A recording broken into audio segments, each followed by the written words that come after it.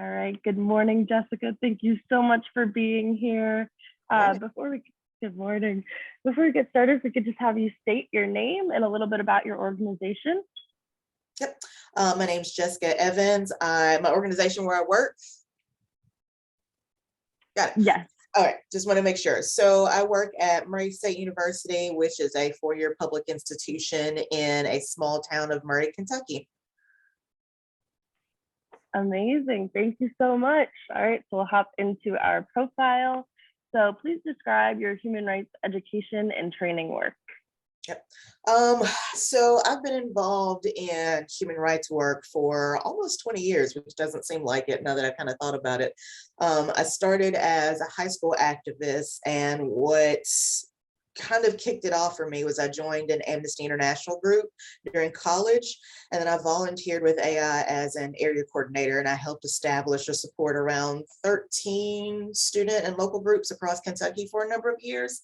And from there, I went to become a area coordinator in Kentucky, or sorry, after I was an area coordinator, I went on to work to select members of the board of directors, and then most recently served on the Amnesty International board of directors for around 2 years. And so that's been a lot of my work with Amnesty International, and that's kind of where I dipped my toes, so to speak, into the human rights world as a high schooler and, you know, into my adult career. I've also taught and developed a couple of undergraduate and graduate courses on human rights work. I developed one on the death penalty that I taught here at Murray State, and I just wrapped up teaching a course on cultural psychology that has really worked to infuse aspects of social justice and human rights into the coursework. And one of the assignments that the students did in their course was to design their own social justice curriculum. And I asked them to kind of consider how they would work to create their own equitable teaching and learning environment in the workplace that they were. And so mostly it was K-12 teachers who were in this course, but we did have some business professionals and some college educators as well. So that was one of my most recent courses that I taught. I still teach part-time, and I try to infuse some social justice and human rights work into my teaching and learning practice, but my main job is in educational assessment and accreditation. And I've worked really hard within my current role to try to expand my college's understanding, particularly of diversity, because that's a term that comes up a lot in accreditation work, to expand that to also include social justice and human rights framework where I can. Awesome. That sounds really, really amazing. I wish I could take some of those courses. So thank you so much. That's great. All right, so on to our next question. What is one aspect of your human rights education work that you're especially proud of?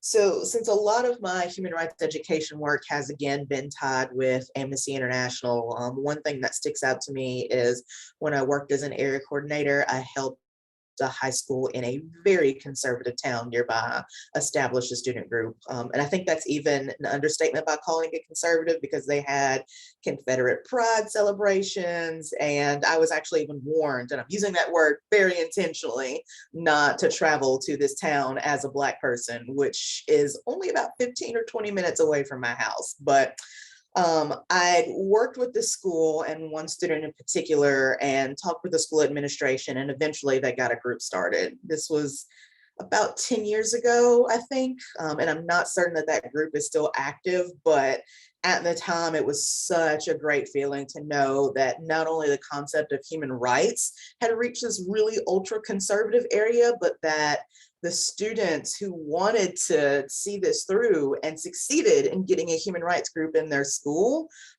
actually saw that to fruition. And it was such a great part to be just involved in any way that I could, but to actually see them succeed in getting that group established at that high school was definitely a highlight of some of the work that I've been involved in over the years.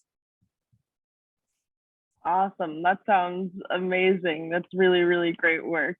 Thank you. So on to the next question. Why do you think human rights education and training is important? That's a really good question.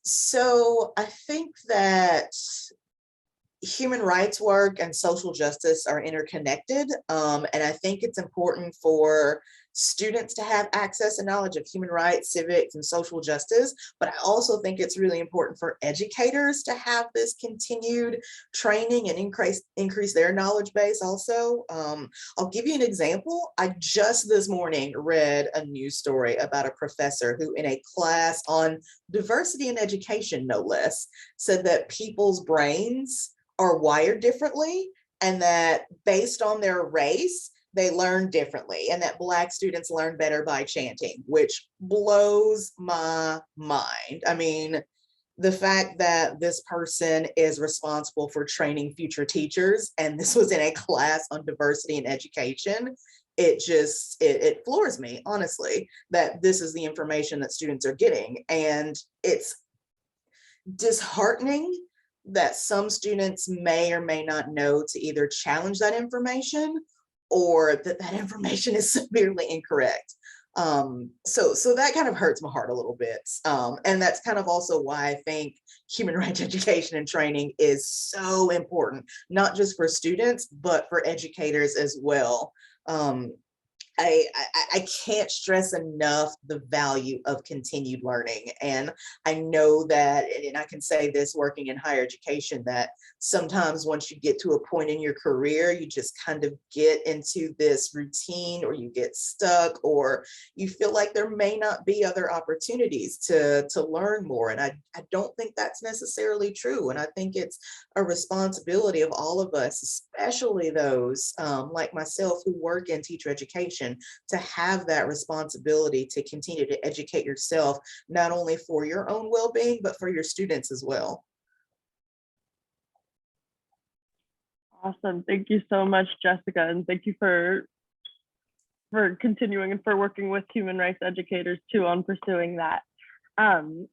So our last question for the profile is going to be, how has your connection to Human Rights Educators USA made a difference to you? And you can also here talk a bit about your work on the steering committee and whatever else you'd like to. Yeah, so one of the two things that I have really enjoyed most working on the HRE USA steering committee, and just HRE USA in general, is of course the Edmonds Fellowship and the Flowers Fund. So I think it has been just so great to see the creativity of ideas that have come through, and the drive of people that are involved in this organization, in many different ways involved in the organization, with how they're wanting to see human rights work expand in their areas. I mean, just the fellowship fund, just the number of people who are applying, like yourself, who are committed to this work, and especially the young people. I say young like super duper intentionally. It is so inspiring to see folks who are earlier in their career, in college, who still have a passion for this work, and people that have been involved for 20, 30, 40, 50 years in some cases, that still have a passion for this work. And that gets me excited to continue to do this as well. Like, I know I've said I've been involved for almost 20 years myself, and it doesn't seem like it, because I feel super grateful and super lucky to be around people like those involved in HRE USA who just have this genuine drive, commitment, and passion. And it fuels me to want to continue to do it as well. And just outside of the work, just the people are amazing. Like, almost I'm tearing up just because I feel such a connection to the work, the people, and just the environment that the organization brings. It's probably, in all honesty, the most genuine group of people that I have ever had the opportunity to work with. I am actually tearing up now. And it touches my heart. It really does. Well, thank you for being a part of it and a crucial part of building that. Obviously, we could not have that same strength and community, and people like me too, who hear of Human Rights Educators USA. Seeing the work of people like you and Christy and everybody is really, really what makes me want to work here and continue to do this type of work. So thank you as well. Thank you.